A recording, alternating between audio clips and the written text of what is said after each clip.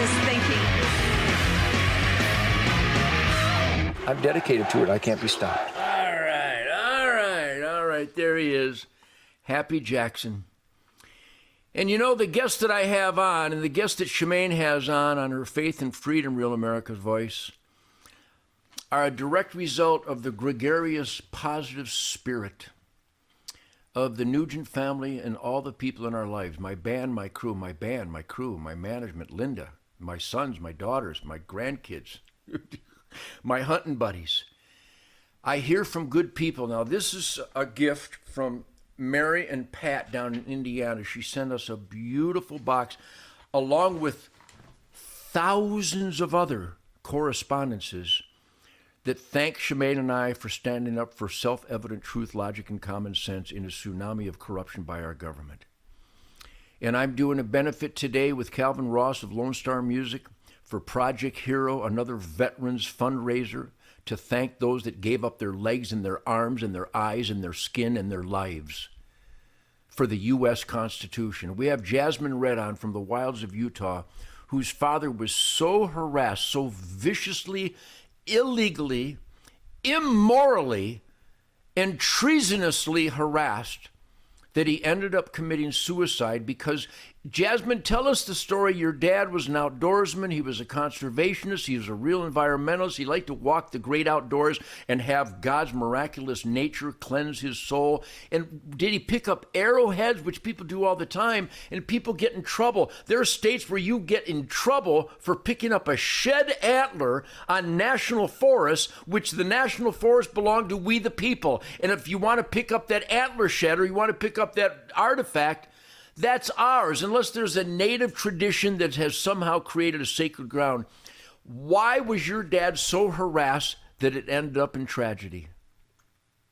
I wish I had 2 hours. I'd like to start off with just a brief. On June 11th, 2009, Dr. James Redd, my father, a 60-year-old physician with no criminal history, he was found dead in the small town of Blanding, Utah. His lifeless body was discovered on his property. Friends and family of Dr. had gathered outside of his home to express their grief at the loss of this respected physician. He served the Four Corners area as a family practice physician for more than 30 years, and he loved serving the Native American population living in the area. This is just a short summary of what happened to my father, Dr. James Redd, at the hands of the BLM, FBI, Department of Interior, and Dan Love. The head BLM agent, and BLM is Bureau of Land Management. That's not Black Lives Matter, that's Bureau of Land Management. The head of this agency, it was Operation Cerberus Action with Special Agent Dan Love. Dan Love willingly and passionately threw his federally sanctioned weight around as though he were Goliath. Dan Love has been referred to as a mobster or a bully who uses unethical, almost Gestapo-style tactics. From the BLM whistleblower, Larry Wooten, it has been revealed that Dan Love put together and he kept a kill book as a trophy as means of intimidating others to blindly follow his directions. One of the names in Dan Love's kill book was my father's name, Dr. James Redd. In 2006, the BLM approached Ted Gardner to become a secret informant for the government. The timing was perfect. He was unemployed, an alcoholic, recently released from rehab again, and flat broke. Ted was desperate for money. It appears he decided to cash in on his expertise. The government hired Ted Gardner to set up and entrap my parents, Dr. James and Jeannie Redd, and others for trafficking in artifacts. The government and Ted Gardner knew my parents were not traffickers, but it appears that they were determined to make them look like they were.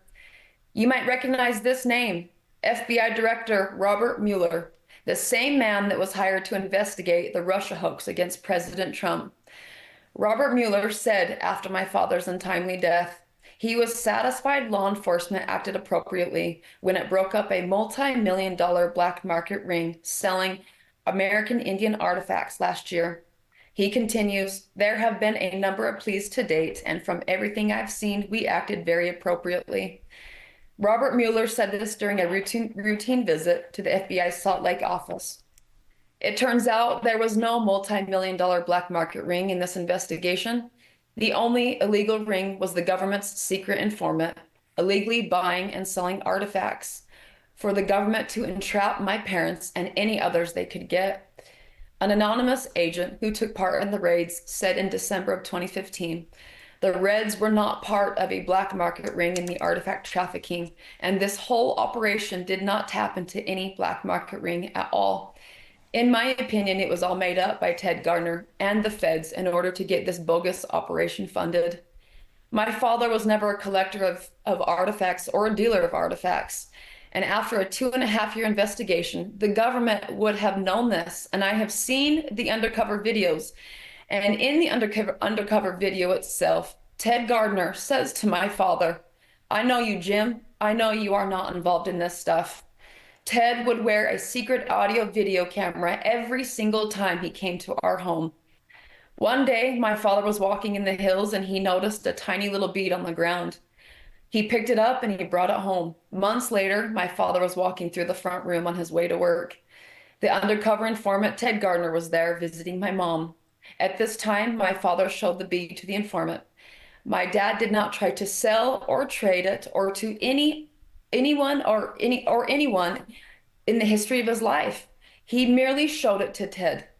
After a 2.5-year investigation, the only thing they could attribute my dad to concerning artifacts was this tiny little bead he picked up.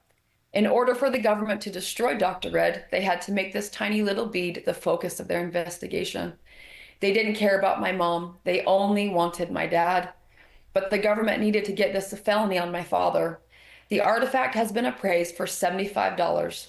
That is by a guy named Dace Hyatt. He is the most respected appraiser of the Southwestern artifacts in the nation, according to the head of the Peabody Museum at Harvard University. The government then charged my dad a felony for picking up this bead off the surface of the ground. They lied about its value, saying its value was worth over $1,000. The felony threshold for an artifact taken from the reservation land is $1,000. Therefore, if the artifact in question has a value of over $1,000, it is a felony.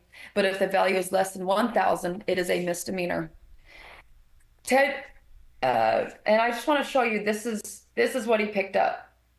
That's what my father picked up, and he's gone for that. It is less than half the size of a dime.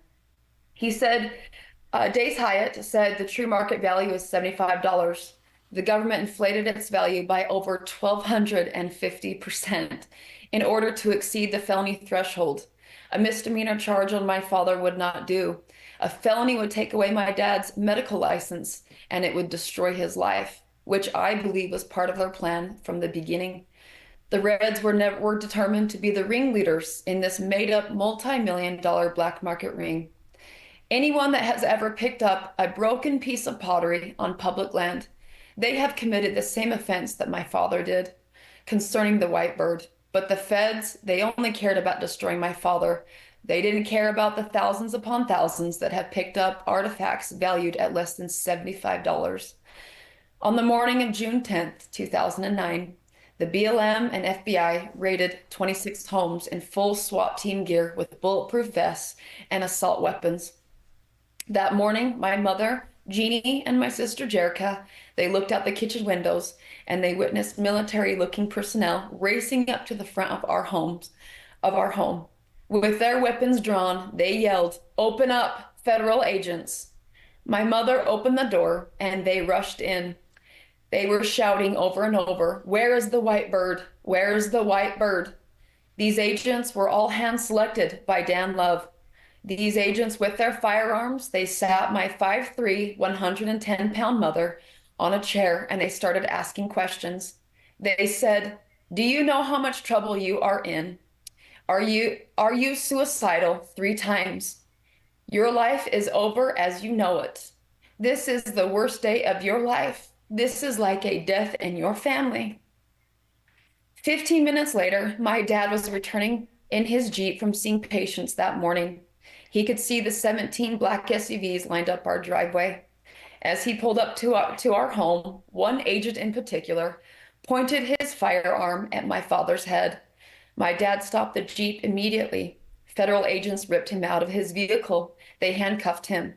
They took him into his garage, shut the garage, and sat him down.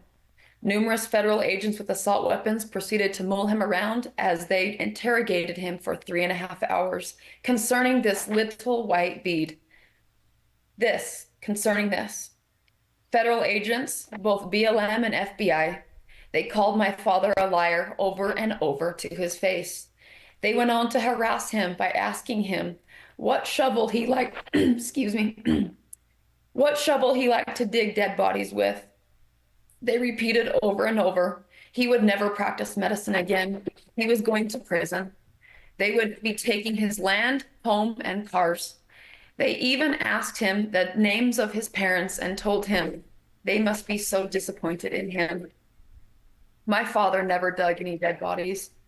During this 3.5-hour interrogation, my father needed to use the bathroom. 2 federal agents marched him down the stairs to the bathroom. One agent stood 6 inches from his left knee, and another agent stood 6 inches from his right knee as he used the bathroom.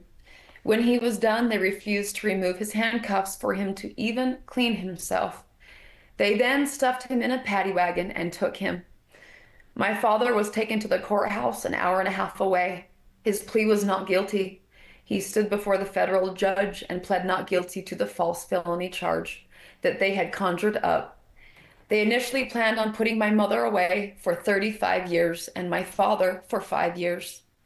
The charges Hey, Jasmine, would increase. I'm gonna interrupt right now because this is the greatest exposure of corruption.